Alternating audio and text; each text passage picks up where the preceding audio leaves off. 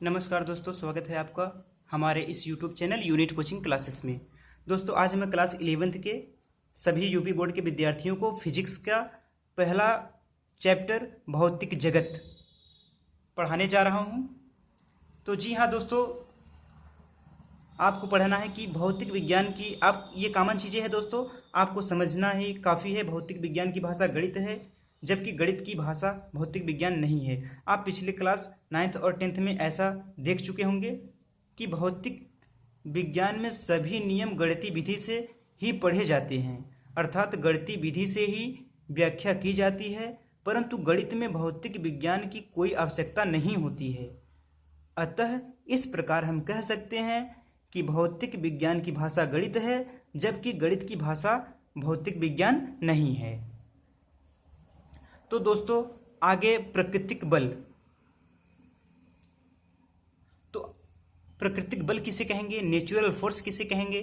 तो प्रकृति में स्वतंत्रता पूर्वक पाए जाने वाले बल को प्राकृतिक बल कहते हैं। यह बल निम्न प्रकार के होते हैं। तो प्रकृति में बहुत से बल पाए जाते हैं, जैसे कि गुरुत्वाकर्षण बल, विद्युत चुंबकीय बल, प्रबल नाभिकीय बल, क्षीण नाभिकीय बल या दुर्बल नाभिकीय बल। तो दोस्तों, इसको आगे आपको विस्तार में पढ़ाया जाएगा। तो इसके पहले भौतिक नियमों की प्रकृति क्या है, आपको ये जानना जरूरी है कि भौतिक नियमों की प्रकृति होती क्या है। तो भौतिकी में भौतिकी के नियमों की व्याख्या करते समय कुछ भिन्न भिन्न संरक्षण के सिद्धांत प्राप्त होते हैं, जैसे कोणीय संवेग संरक्षण, ऊर्जा संरक्षण का सिद्धांत। तो ऊर्जा संरक्षण, law of conservation of energy. तो दोस्तों, इसमें ऊर्जा को ना तो उत्पन्न किया जाता है और ना ही नष्ट किया जा सकता है, अर्थात इसे केवल एक रूप से दूसरे रूप में परिवर्तित किया जाता है। इससे स्पष्ट होता है कि प्रकृति में संपूर्ण ऊर्जा का मान नियत रहता है। जी हाँ दोस्तों, मैं आपको तेजी से पढ़ा रहा हूँ। अगर आपको नोट्स में बनाना है तो आप हमारे इस वीडियो को स्क्रीनशॉट कर लेंगे और आप अपना नोट्स बना सकते हैं, या फिर आप बाद में भी पढ़ सकते हैं। तो आगे रेखीय संवेग संरक्षण का क्या नियम है? तो रेखीय संवेग संरक्षण के नियम में यदि किसी वस्तु पर कोई बाह्य बल आरोपित ना हो तो उस वस्तु का रेखीय संवेग संरक्षित होता है।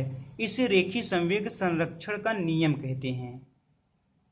जैसे आपको प्रूफ में दिखा दे कि सेकेंड लॉ ऑफ न्यूटन के दूसरे नियम के अनुसार F = del P upon del T, संवेग परिवर्तन की दर को फोर्स कहते हैं। न्यूटन का सेकेंड लॉ यही है। तो F = 0 then del P upon del T।